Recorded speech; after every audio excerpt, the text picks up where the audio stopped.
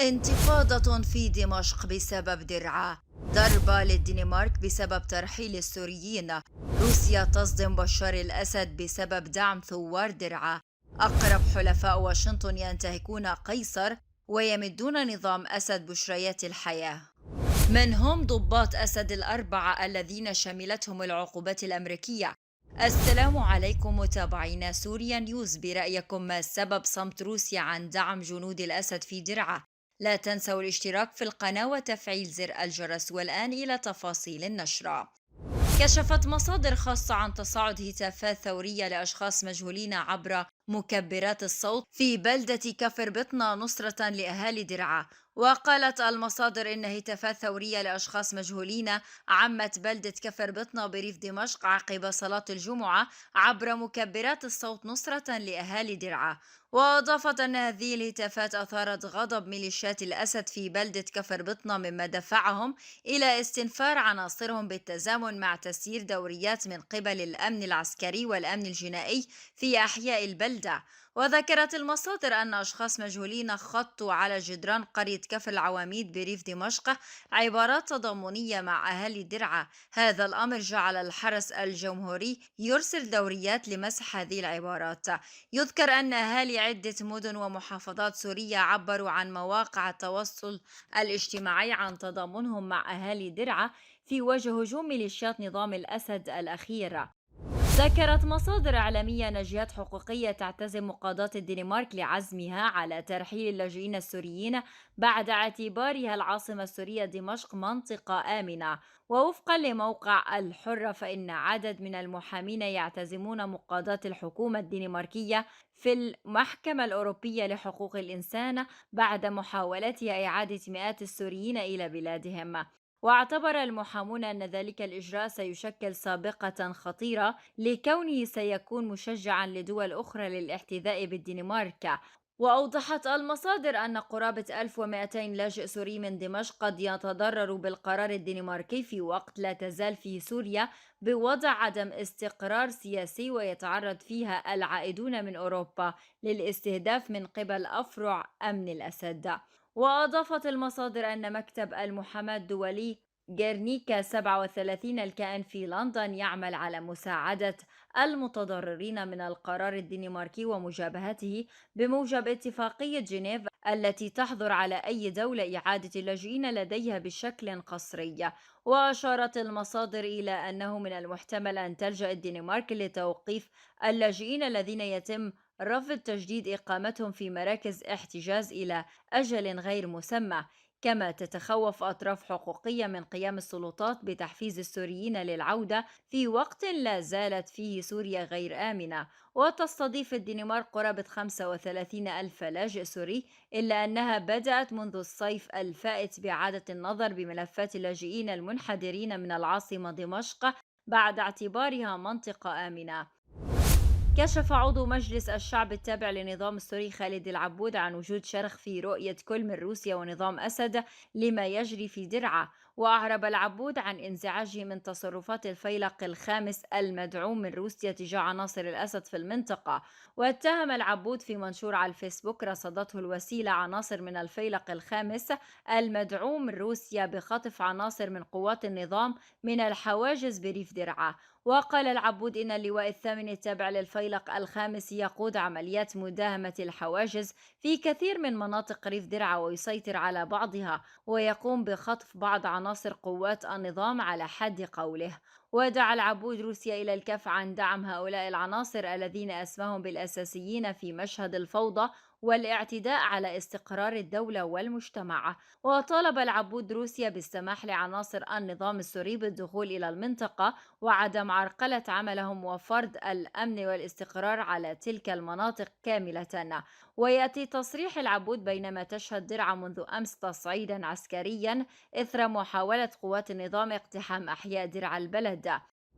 كشف تقرير الشبكة السورية لحقوق الإنسان استمرار بعض حلفاء واشنطن في سوريا خرقهم لعقوبات قيصر في مساع منهم لإشباع خزينتهم من عائدات النفط الخام وابتلاع ما تبقى من ثروات السوريين في مناطق سيطرتهم. واستعرضت في ذلك أرقاما حول نسب عائدات أرباح مبيعات النفط لقصد بلغت حوالي 120 مليون دولار بما يقابل 360 مليار ليرة سورية. ووثقت الشبكة في تقريرها المفصل الصادر الأطراف المعنية بانتهاء قانون قيصر والآليات التي تتبعها لتلافي إلحاقها بالعقوبات والوسائل التي تستعين بها لتمرير النفط إلى مناطق سيطرة أسد، فضلا عن العائدات المالية الضخمة التي حققتها تلك الأطراف منذ دخول عقوبات قيصر حيز التنفيذ حتى الشهر الماضي. وبحسب الشبكة فإن ميليشيات قسد وهي الحليف الأول لواشنطن كانت الحليف الأبرز في خرقها لعقوبات قيصر التي فرضتها واشنطن على 4 قطاعات أبرزها الطائرات العسكرية والغاز الطبيعي والنفط والبناء والهندسة. ورغم ذلك تواصل الميليشيات في وضح النهار وعلى مرء الجميع إيصال صهاريج النفط إلى مصاف النفط في مناطق أسد. وأكدت متابعات الشبكة أن خطوط التهريب لم تتوقف طيلة العام الماضي وخلال النصف الأول من العام الحالي، رغم قيام التحالف الدولي بعمليات تمشيط في المناطق المحاذية للحقول النفطية منعا للتهريب. لكن لا تلبث أن تستأنف جماعات التهريب ليلا عملياتها عبر البر أو المعابر المائية. ورصدت الشبكة آليات جديدة استحدثتها ميليشيا قسد لاستئناف نقل النفط عبر ضفتي الفرات من خلال تمديد خطوط أنابيب بلاستيكية رغم إخضاعها المعابر المائية لحراسة أمنية مشددة.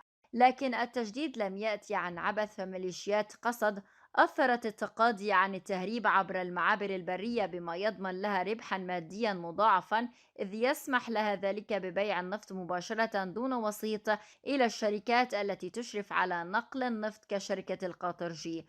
ووفقا للتقرير الذي طلعت عليه أورنت نت، استندت الشبكة إلى شهادات عدد من أهالي مناطق شمال شرق الفرات وأصحاب العبارات المائية مما شاركوا في نقل النفط في محافظة دير الزور إلى من قالوا إنهم تجار يعملون لصالح شركة القاطرجي. وكشف التقرير عن أرقام في أعداد الصهاريج التي يجرى نقلها وبشكل شبه يومي إلى مناطق سيطرة أسد، من الحليف الأمريكي الأبرز إلى مناطق سيطرة أسد أمام مرأى التحالف الدولي، إذ رصدت الشبكة خروج نحو 1500 صهريج تابع لشركة القاطرجي بسعة 40 ألف لتر لكل صهريج، أي قرابة 500 ألف برميل شهريا.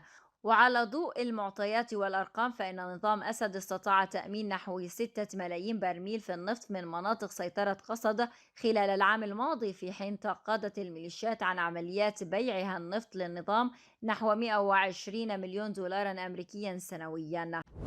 طالت العقوبات التي فرضتها الولايات المتحدة يوم أمس 4 من أعتى مسؤولي نظام أسد الأمنيين إجراما وتنكيلا بالسوريين.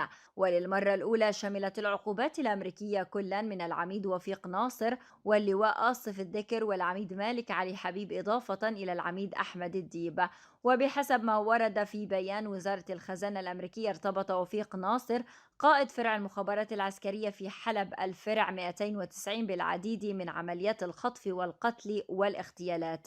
وينحدر ناصر من جبلة، وسبق أن ترأس فرع المخابرات العسكرية في حمال فرع 219 عام 2018، وكذلك فرع المخابرات العسكرية في السويداء الفرع 217 بين عامين 2011 و2018.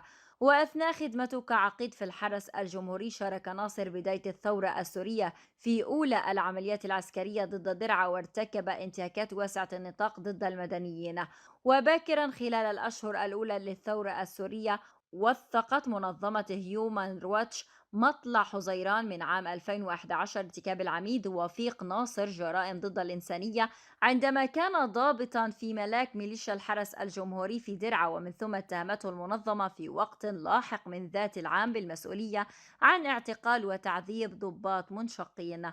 وعلى الرغم من إدراج الاتحاد الأوروبي اسم العميد وفيق ناصر على لوائح العقوبات منذ آب من عام 2011 لتورطه المباشر في أعمال القمع والعنف ضد المتظاهرين في درعا، إلا أن حزم العقوبات الأمريكية المتتالية خلت من اسمه على مدى السنوات العشر الماضية. يرأس اللواء آصف الذكر من منحدر كذلك من منطقة جبلة الفرع 293 التابع للاستخبارات العسكرية، وهو متورط في واحدة من أكبر المذابح التي ارتكبتها ميليشيا أسد بحق السوريين. وبحسب بيان وزارة الخزانة الأمريكية، يعتبر الذكر مسؤولا عن قتل أو تغييب ما يقرب من 2000 مدني سوري وفلسطيني في مدرسة تدريب تابعة للمخابرات العسكرية السورية تحت سيطرته. ويحظى الفرع 293 الذي يقود الذكر بسطوة بين كبار ضباط ميليشيا أسد لكونه مسؤولا عن جميع الترقيات والمسائل المتعلقة بسلك الضباط.